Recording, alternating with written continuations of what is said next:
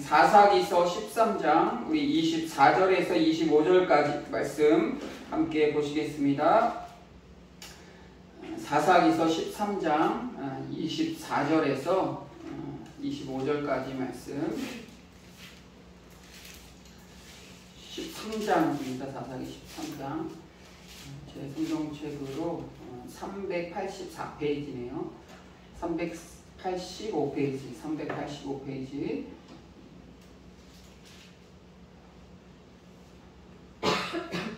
사사기서 13장 24절에서 25절까지 말씀 함께 보시겠습니다. 한 목소리로 우리 함께 성경 공독했으면 좋겠습니다. 24절부터 시작. 그 여인이 아들을 낳음에 그의 이름을 삼손이라 하니라. 그 아이가 자라매 여호와께서 그에게 복을 주시더니 소라와 에스다올 삼이 마하네단에서 여호와의 영이 그를 움직이기 시작하셨더라. 아멘. 오늘 말씀은 여호와의 영이 움직이기 시작한다는 게 무슨 의미고 또 여호와의 영이 또 함께 하신다는 게 어떤 의미인지 삼손이라는 그런 사사 인물을 가지고 함께 말씀을 나누려고 합니다. 사사 시대라는 것은 말 그대로 왕이 없는 거예요. 왕이 없고 어떤 한 사람을 세워서 하나님의 일들을 감당하는 거죠. 근데 왜 왕도 없고 이렇게 이런 일들이 일어나냐면 사사기서를 읽다 보면 이제 이후에 읽다가 보면 사사기 17장 6절이랑 21장에 보면은 자기의 소견대로 옳은 대로 행했다고 그랬어요. 자기 소견대로 내 뜻대로예요. 내 뜻대로 내가 생각하는 대로 내가 믿는 대로 또 내가 경험한 대로 여러 가지 많은 의미를 포함하고 있죠. 자기 소견대로 옳은 대로 행한다고 그랬어요. 그러나 성경은 그것을 악이라고 얘기를 해요. 내 뜻대로 하는 것, 내 마음대로 하는 것. 특히 더 그런 것은 주님 뜻대로 하겠습니다. 주님께 모든 것을 다 내려놓습니다 하면서 내 뜻대로 하는 것. 얼마나 이러한 모습을 보시고 하나님이 어떤 생각을 하실까 생각을 하는데, 이 사사 시대에 보면 선지자를 통해서 말씀하시는 것도 없어요. 어떤 왕의 리더들로 통해서 이렇게 저렇게 얘기하는 것도 없어요. 어떨 땐 이러다가 어떨 땐 저러다가 또 이럴 땐 이러다가 그러한 모습으로 나갔다는 거예요. 만약에 우리 대한민국 법이 그렇다고 생각을 해보세요. 누구에게는 이렇게 적용하고 다른 사람에겐 저렇게 적용하고 또 뭐 돈 많은 사람에겐 또 이렇게 적용하다 없는 사람에겐 이렇게 적용하고 그런 거 가지고 물론 불평불만하는 사람들 많지만 법 자체는 온전히 행하고 그 법대로 집행해 나가면 누구나 다 공평하게 억울한 일 없이 나아갈 수 있을 거라고 생각이 돼요. 근데 뭐 사람이 하는 일이라 때때로 다르게 진행될 수도 있기는 하지만 법 자체는 그래요. 마치 사사시대가 그랬어요. 우리가 하나님의 법대로 하나님의 뜻대로 하나님의 말씀대로 나아가지 않고 예언가들과 선지자들을 통해서 말씀하시는 게 아니에요. 제사장들을 통해서 말씀하시는 것이 아니고 이렇게 한 사람을 세워서 그 사람들에게 자신의 소신대로 움직이게 만드는 것. 그게 사사시대예요. 사사시대. 이 시대에 많은 교회들이 있고 많은 크리스찬들이 있지만 때때로 지금 이 시대가 어떻게 보면 이 사사시대와 같이 성경 66권이 한 권을 보고도 자기 뜻대로 해석을 하는 거예요. 자기 뜻대로 해석을 하는 거예요. 성경의 뜻을 가지고 내가 이해하는 게 아니고 내 뜻을 이 성경에 비추어 가지고 자기가 원하는 대로 성경에 이렇게 나와 있어요. 자기 마음대로 임의대로 해석하는 거예요. 이런 사람들은 이단이라고 할 수 있어요. 자기의 임의대로 이것을 해석하는 거예요. 단순하게 막 하나님을 거부하고 예수님을 거부하고 뭐 성경을 거부하고의 문제가 아니고 자기가 생각하는 대로 마음대로 풀이하는 거예요. 이게 이단들인 것처럼 마치 4.4 시대에도 그랬어요. 4.4 시대. 우리 이스라엘의 정복 시대를 지나서 약 350년간 과도기 시대, 즉 이 4.4 시대가 열리는데 당시 지도자들을 4.4라고 불렀어요. 많은 사사들이 있는데 가장 드라마틱한 영화로도 많이 나오고 교회 안 다니는 사람도 4.4의 이름은 다 모르지만 삼손이라는 이름은 기억할 거라고 생각이 돼요. 굉장히 드라마틱한 내용이 많이 있어요. 마치 그리스 신화처럼 막 무슨 막 강한 힘을 가지고 있고 머리를 잘랐더니 힘이 없어지고 다시 뭐 나오고 이거 뭐예요? 이거 뼈로 막 몇백 명의 그 사람들을 다 막 무찌르고 막 그런 모습을 보면 무슨 뭐 영화와 같이 소설과 같이 그렇게 표현을 하고 있는데 그 말씀을 이렇게 가만히 들여다보면 그런 것들은 그냥 별거 아니고 그 안에서 성령께서 함께 하시는 그런 발자취들을 그런 역사들을 이렇게 경험하게 되는 것들을 성경을 자세히 읽다 보면 경험하게 되는데 그 사사 중에 삼손이라는 사사가 있어요. 많은 학자들은 이 얘기가 약간 좀 허구라고 얘기하는 사람들도 많이 있어요. 그러나 우리는 성경에 기록되어 있고 이 사사기서의 이 13장의 소개를 하고 삼손이 낳는 과정을 다 설명해주고 14장 전체가 14장 15장 전체가 삼손에 대한 긴 얘기가 있어요. 이런 얘기를 통해서 허구라고 하기에는 너무 자세하게 하나님의 역사가 기록되어 있기 때문에 우리는 그것을 거부할 수는 없죠. 없애버릴 수는 없어요. 사실 13장은 삼손에 대한 얘기보다는 삼손이 태어나기 전의 내용들이 이렇게 기록되어 있어요. 13장 1절엔 다시라는 단어가 시작되고 40년이란 두 그런 단어로 13장이 이렇게 시작이 돼요. 2절엔 안식, 쉼이라는 의미의 마노아라는 이름이 나오죠. 마노아라는 이름이 나와요. 각각 이름의 뜻들 보면은 다 이런 뜻이 있는데 오늘은 뜻을 공부하려고 하는 게 아니고 이러한 시대에 왜 하나님께서 이 삼손이란 그런 인물을 세워주셨나 생각해 볼 필요가 있을 것 같아서 오늘 이 본문을 가지고 말씀을 나누려고 해요.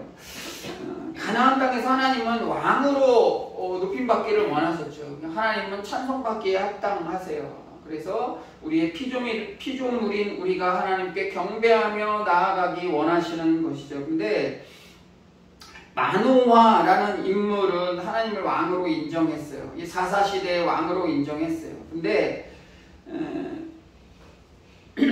이 13장은 이 삼손이 아니라 마노아에 대한 이야기인데 그런 이야기에 찾아온 것이 안식이고 작은 태양이라는 의미의 삼손을 선물로 받은 그런 내용들이 많이 나와 있어요.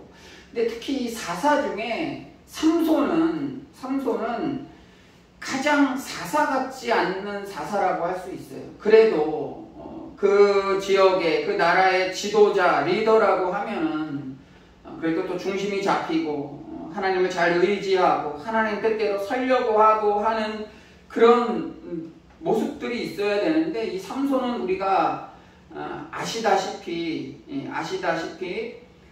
자기 마음대로 막 이렇게 행동을 해요. 허점도 많고 실수도 많고 정말 부족한 부분들이 너무나 많을 정도로 삼손의 모습이 성경에 나와 있어요. 삼손이 아무리 힘이 있어도 사자를 염소 새끼 찢듯이 찢을 수 있었을까요? 나귀 턱뼈로 1000명을 죽였다고 사사기 15장에 나와 있는데 또 성전을 무너뜨리고 수많은 사람을 한꺼번에 이렇게 힘으로 기둥을 무너뜨려서 이렇게 승리하게 되잖아요. 죽이게 되잖아요. 근데 그러한 사건들이 마치 삼손이 힘이 세서 그런 기적들이 일어나고 머리를 잘랐더니 힘이 없어지고 머리를 길렀더니 다시 힘이 나고 세상 사람들은 그렇게 기억하고 어렸을 때 저도 그렇게 기억을 했어요. 그런데 성경을 읽다 보니까 중간중간에 이런 말씀들이 있어요. 사사기 13장 25절에 보니까 여호와의 영이 그를 움직이기 시작하셨더라. 그가 누구예요? 삼손. 여호와의 영이 성령께서 그를 움직이셨다고 했어요. 14장 6절에도 보니까 여호와의 영이 삼손에게 강하게 임했다고 그런 표현도 있고 14장 19절과 15절 14절에 보니까 여호와의 영이 삼손에게 갑자기 임하심에 중간중간에 보면 이런 말씀들이 나와 있어요. 삼손이 이런 기적과 같은 괴력과 같은 힘을 발휘하고 승리하고 이렇게 할 수 있었던 것은 삼손이 단순하게 어떤 괴력을 가지고 태어났기 때문이 아니고 하나님의 영이 함께 하셨기 때문에 우리는 지금 성령 강림절 기간을 보내고 있어요. 이번 주가 6번째 주간이었나요? 성령 강림절 기간을 보내고 있어요. 이 기간만 우리가 성령과 동행하는 삶을 살자고 하는 것이 아니고 1년 365일이에요. 예수님도 올라가시면서 우리에게 성령을 보내주신다고 그랬잖아요. 지금 성령의 시대예요. 성령의 시대. 그분과 동행해야 돼요. 그분과 함께 하려고 우리가 발버둥 쳐야 돼요. 그래야 우리가 이 세상 사는 데 있어서 그래도 믿음 잃지 않고 나아갈 수 있다는 거예요. 정말 지금 우리가 사는 이 땅은 어떤 능력이 지배하는 사회인 것 같아요. 여기서 말하는 능력은 권력이 될 수도 있고 돈이 될 수도 있고 어떤 지식이 될 수도 있고 어떤 정보가 될 수도 있고 이러한 것들이 이끌어 나가는 시대예요. 그래서 많은 사람들이 그것을 얻으려고 노력을 해요. 최선을 다해서 노력을 해요. 그래서 그것을 얻은 사람은 때로는 운 좋게 다른 사람들보다 더 큰 것들을 누리고 그래요. 또 그런 것들을 좀 덜 받은 사람들은 그런 사람들 향해서 부러워해요. 어저께인가 뉴스 잠깐 보니까 미국의 그 복권이 뭐 조 단위로 올라갔대요. 뭐 당첨이 안 돼서 그런 건지 뭐 그런 건지 그거를 살려고 막 미국의 전역의 사람들이 그냥 물밀듯이 몰려오는 거예요. 물밀듯이 몰려오는 거예요. 교회로 좀 그렇게 몰렸으면 좋겠는데 교회에서 1조를 나눠주면 당연히 오겠죠. 뭔가 그런 것들을 향해서 세상들이 나아가고 있는 것 같아요.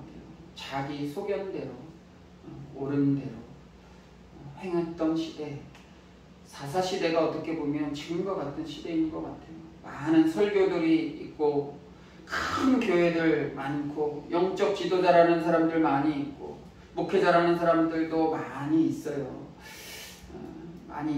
또 이것이 옳다 저것이 옳다 많이 하는데 이것저것을 찾아다니는 것이 아니고 저는 이 성경 66권을 통해서 그들을 바라볼 필요가 있을 것 같아요. 어떤 돋보기라고 어떤 초점을 맞추기 위해서는 외부의 것이 아니고 이 돋보기, 이 태양의 빛을 하나로 몰아줄 수 있는 것은 바로 이 성경에 나와 있는 말씀이에요. 이 말씀을 가지고 저것을 해석하고 이 말씀을 가지고 저 말씀을 한번 생각해보고 이 말씀을 가지고 우리가 나아가야 돼요. 강단에 선포되어지는 설교자들을 통해서 계속 수요일, 주일, 때로는 아침 기도, 새벽 기도, 금요 기도, 유튜브 말씀, 많은 말씀들이 있지만 물론 좋은 말씀이 대부분이에요. 근데 때로는 이단들도 하고 때로는 좀 성경과 좀 벗어나는 그런 말씀들도 많이 있는 것들이 사실이에요. 그러나 우리는 분별하기 어렵지만 우리가 기도하면서 하나님의 말씀을 읽으면서 그런 것들을 분별할 필요가 있을 거라고 생각이 돼요. 그러면 누구의 설교든지 간에 이 말씀을 통해서 바라보면 은혜되는 말씀들이 참 많이 있고 나의 삶에 이겨나갈 수 있는 말씀이 많이 있다는 것이죠. 자기 소견대로 옳은 대로 행하는 지금과 같은 이 시대에 우리가 좀 믿음으로 나아갔으면 좋겠어요. 뭐 십자가나 어떤 성물이나 이런 것들은 부적과 같이 사용하면 안 될 것 같아요. 어떤 위험한 곳에 갈 때 뭐 옛날 영화 같은데 드라큘라 뭐 이런 영화들 보면 십자가 가지고 막 하면 무서워하고 성수를 뿌리면 막 뭐 귀신이라고 괴물이라고 우리 드라큘라 뭐 이런 사람들이 막 도망가고 막 하는 것처럼 그런 판타지와 같은 그런 게 아니고 우리는 이 성경을 가지고 이 현장에서 현실에서 한 걸음 한 걸음 나갈 수밖에 없어요. 그래서 우리는 말씀을 묵상하고 말씀을 듣고 그것을 가지고 기도를 해야 된다는 것이죠. 이 사사시대와 같아요. 사사시대와 같아요. 마치 이 시대 삼손의 모습이 우리의 모습일 수도 있을 것 같아요. 나에게도 저런 괴력이 있었으면 저 괴력만 있으면 뭔가 할 텐데 하는 이 시대에 그러나 이 삼손이 행했던 그 가운데서도 여호와의 영이 함께 하시고 오늘 말씀처럼 여호와의 영이 그를 움직이기 시작하였더라 그랬어요. 여호와의 영이 그를 움직이기 시작하였더라. 이 삼손이 할 수 있었던 그 많은 기적과 그런 것들은 여호와의 영이 함께 하셨기 때문에 그래요. 운 좋게 성공한 사람들 이렇게 보면은 정말 기도하면서 그런 것들을 이루어 나가는 사람들이 참 많이 있어요. 부자에 대한 뭐 그런 좀 부정적인 생각들도 많이 있지만 정말 크리스찬 리더 CEO들 중에 정말 하나님을 의지하면서 믿음으로 나아갔더니 또 하나님께서 정말 복의 복을 주시고 그런 역할들을 감당하면서 나아가는 분들도 많이 있더라고요. 성공을 부러워하지 말고 그와 함께 하셨던 하나님의 그 능력들을 좀 부러워했으면 좋겠어요. 우리 이 주마다 토요일마다 이렇게 전도하는 전도팀이 있는데 예전에 우리가 전도할 때 나누어졌던 것이 소금이에요. 소금이 뭐 싼 소금이 아니고 몇 도라고 그러죠? 700도인가? 1000도인가 뭐 해서 소금을 만들어낸대요. 소금을 만들어낸대요. 천일염이라고 하나요? 되게 몸에도 좋고 저도 경험했던 게 이거 뭐 장사하려고 그러는 게 아니고 경험했던 게 뭐냐면 발이 되게 간지럽고 그랬어요. 무좀일 수도 있고 초기 무좀인가요? 뭐 이렇게 각질처럼 이렇게 좀 벗겨지고 있는 게 있었는데 화장실에서 잠깐 대야에 조금씩 벗고 이렇게 조금씩 그 물을 담그다 보니까 이 가려운 것도 없어지고 좋더라고요. 근데 뭐 이거 사람에 따라 달라지는 것이지만 근데 그것을 만들기 위해서 그 소금을 만드시는 그 장로님이 이런 우리나라의 작은 교회들 전도하는 데 사용하라고 그 뜨거운 온도에서 소금을 태운다고 그러나요? 그것을 직접 하세요. 하루 종일 그것을 해야 그런 것들이 얻어진대요. 대기업이나 어떤 큰 음식점이나 그런 데 이렇게 납품을 하고 우리가 일반적인 마트나 그런 데서는 이렇게 팔지 않고 큰 데로 이렇게 들어가는데 그 중에 일부를 띄어서 이렇게 교회 사역하는데 거의 무상으로 이렇게 대주시는 거예요. 그렇게 하다 보니까 이 소금을 그냥 대충 사용할 수가 없더라고요. 그냥 막 어떻게 타고 버리고 초반엔 그랬는데 그렇게 노력을 통해서 하시다 보니까 뭐 재산이 얼마나 있는지 모르겠어요. 근데 많은 목회자들과 함께 전도 세미나 하시고 막 이리저리 돌아다니면서 복음을 전하시는다고 하는 그 말씀을 들으니까 참 이런 분들도 있구나. 하나님께서 정말 사용하시는 많은 분들이 있구나라는 그런 생각들을 하게 돼요. 여호와의 영이 그 분을 움직이셨던 것이죠. 우리도 이러한 모습으로 살아갔으면 좋겠어요.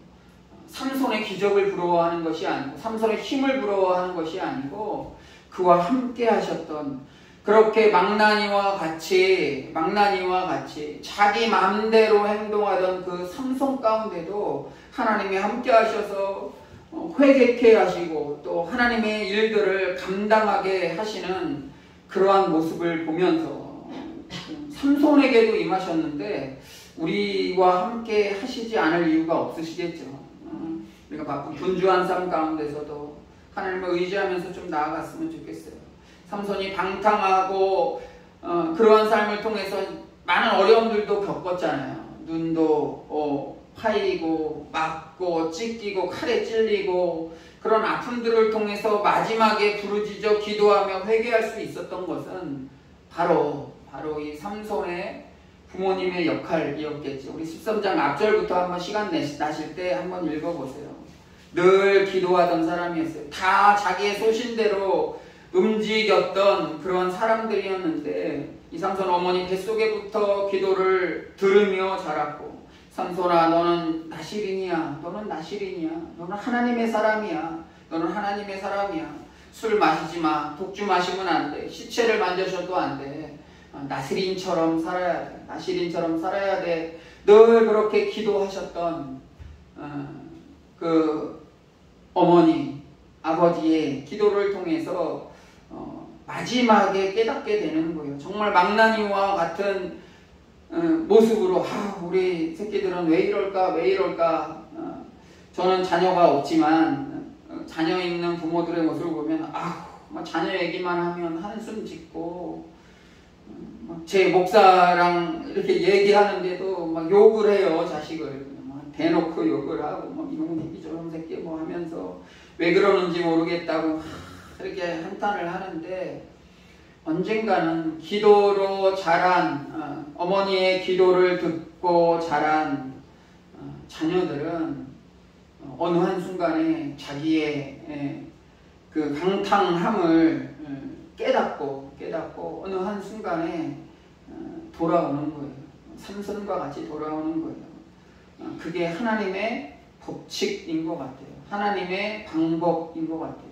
내가 이렇게 기도하는데, 내가 이렇게 하나님의 일을 열심히 하는데 왜 우리의 자녀들은, 우리의 남편들은, 부인들은, 왜 우리 이웃들, 친구들은 변하지 않고 왜 이럴까? 나를 왜 이렇게 힘들게 할까 하지만 계속해서 그를 위해서 기도하고 나아간다면 여호와의 영이 가만히 내버려 두지 않고 여기서 그를 움직이기 시작했다고 하는데, 그 삼손의 이름에 우리가 생각하는 제발 좀 변하고 보기 싫은 것 같은 그 사람이 변해서 움직이기 시작하는 모습을 경험할 거라 저는 확신합니다. 그러기 위해선 기도해야 되겠죠. 기도해야 돼요.